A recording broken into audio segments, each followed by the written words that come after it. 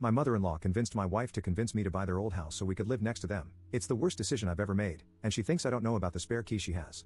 So, my wife is split 50-50 between having her head deep in her mother's rear and not wanting anything to do with her. It's complicated. My relationship with my mother-in-law was always awkward. She didn't want her precious daughter to leave home and build her own family, so she always tried to shackle my wife as close to her as possible and used every trick up her sleeve to achieve exactly that. From fake illnesses to emotional manipulations to last-second, unnoticed vacations we were forced to go on, my wife, until now, never grasped that what her mother was doing was wrong. Around 6 months ago, my mother-in-law and father-in-law bought a new house, a smaller one, as they didn't need all that space at their old home. At first, I personally wasn't interested in that house, but somehow my mother-in-law convinced my wife to convince me to buy the house from them, so we could buy it cheaply and have one less worry. I was completely against the purchase. It was incredibly close to their new home, like a 30-minute walking distance, and the amount they asked for, that being $450K, was not justified for the state the house was in. Long story short, my wife got extremely upset with me for not wanting the house, and I just gave up and said yes, so yay, we own a house now. For information, we got the keys, documents, and everything is on paper. Nothing is in their name anymore, it's all on us now. For the past few months of us moving in, renovating a bit here and there, all seemed well. They never came to visit, and if anything, we would be the ones to visit them. The house was fine after some work, but there's still a lot to fix. But then I started noticing some strange things regarding the house. Whenever we are gone for more than 8+ hours or a few days and then return to the house, it seems like someone has been inside. I could have sworn some of my stuff was moved.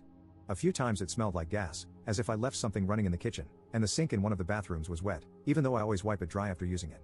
Even my wife found it odd, and after the gas incident, she was alarmed. So I figured my mother-in-law probably still had a key that we didn't know about and was snooping around. I bought 2 cheap cameras and installed them so I could see the entrance and the living room, as those two are connected. As someone suggested, I also changed out the locks by buying completely new, secure doors and having them changed, as well as installing new window security since all of those were old.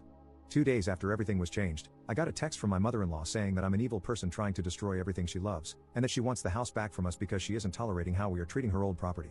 I asked her where this came from all of a sudden, and her answer was, "You're destroying our old home." The door was a precious memento, and we shouldn't have changed it without asking her first. I told her the house was no longer hers and we could do whatever we wanted. I didn't hear back from her until now. She now wants her house back because we're apparently not fit to be homeowners. She is offering us back $430K of the $450K, as they already spent $20K, and wants everything back. I told her to go eat grass and that the home is now ours. I already had the police at my door. Can you imagine what it looked like for me to explain to them that this house was legally mine? They laughed. And the worst? My wife says to just get the old door back. I don't understand my mother-in-law, and I'm okay with that, but I don't get how my wife can be so deep in her BS. If it were up to me, I would go no contact and leave it at that, but my wife is just, well, glued to her. I can't even enjoy marriage anymore. It doesn't feel like her and me, it feels like her, me, and her insane mother. My father-in-law is alright. Just a normal person, most of the time fed up with my mother-in-law's BS too, but he can't be bothered to actually hold her back. I'm stressed, angry, and really disappointed. Advice, please. Up in the comments. Counseling is up next. If that doesn't work, I don't see a long, healthy future either. As heartbreaking as it is for me to type this out, I don't see myself living like this. I don't want to be in confrontation mode all my life just because one person can't let go. I guess, in truth, a part of me has already decided.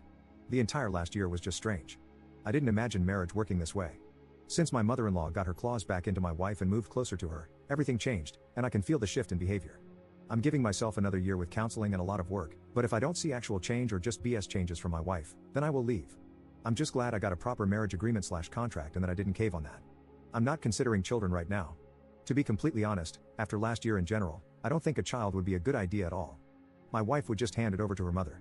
I'm looking up counseling options. The door is in the basement. I could change the locks and reinstall it, but that alone would be too much of a win for her. I will drop the door off at her house, that's a good idea. Update 1.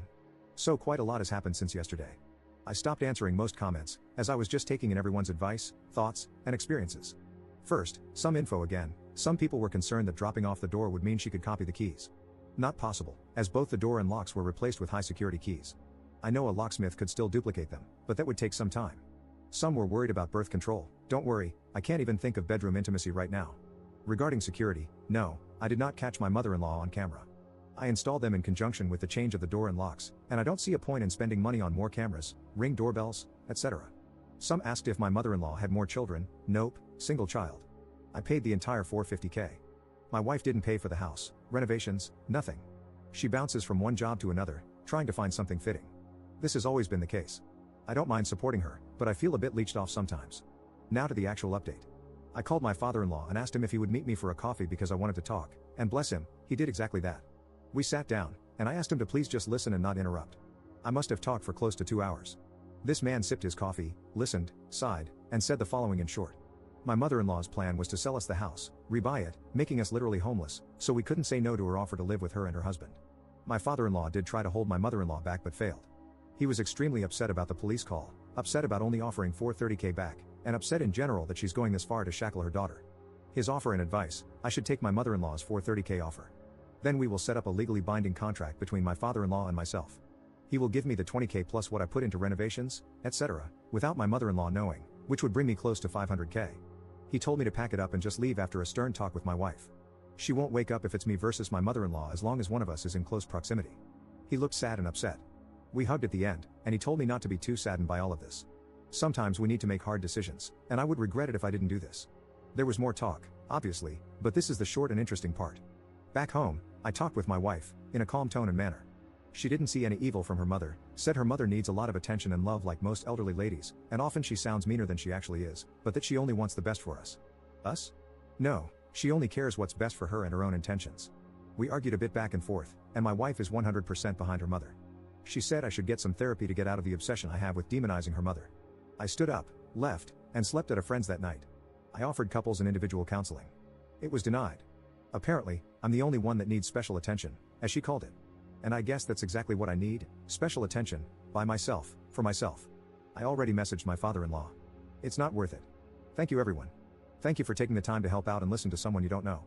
I might take this homeless opportunity and money to get out a bit, explore, and breathe freely for once. Op in the comments. Oh, believe me, I told my wife what my mother-in-law was planning. She denied it and said I was so deep in my coup of demonizing her mother that I was the one needing therapy. We have a pretty tight-knit prenup that specifies no assets or property will be split unless children are involved. She gets what is hers and what she owns, which isn't a lot, and I know this sounds harsh, but this house, for example, is now completely mine. I paid for everything, and she didn't contribute a cent. It's all on paper that this is all on me. So as long as no children or pregnancy are involved, everyone keeps what is theirs. Also note, we do not live in the US, so laws, etc., will be different. I'm not abandoning the house, the homeless part was for when everything is over. As of right now, I'm in the house, alone. Trust me, I'm not going to let this go easily. After reading all the comments, I am already skeptical of my father-in-law too. I've got some ideas up my sleeve. I will get my money back, the house is not going to be sold back to them. A good friend of mine, his wife is an attorney, and we're already messaging back and forth. She is hooking me up with people for everything from lawyers to contracts. Believe me, I wasted enough time, resources, and money. I won't do this again. I went from sad to angry to determined. I will get this done properly. Update 2. Hello, it's been 4 months now since I came here to ask for advice. Maybe some of you still remember what it was about. Well, a lot has happened. As you know, my father-in-law offered to repay me behind his wife's back. At first, I thought to just take this offer and move on, but after reading what some of you wrote about how it sounded too good to be true and why I should give in, I refused. I don't want this to get too long, so here is what happened in the past 4 months. I kicked my wife out, and she's now back at her mother's. I still own the house and got all the repairs and changes done.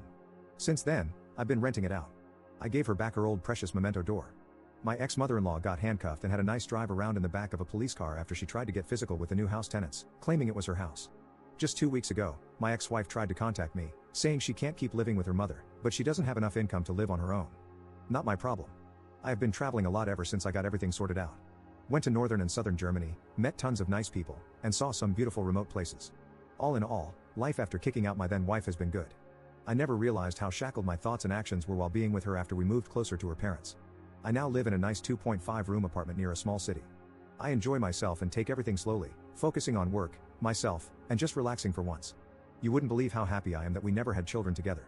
Thank you.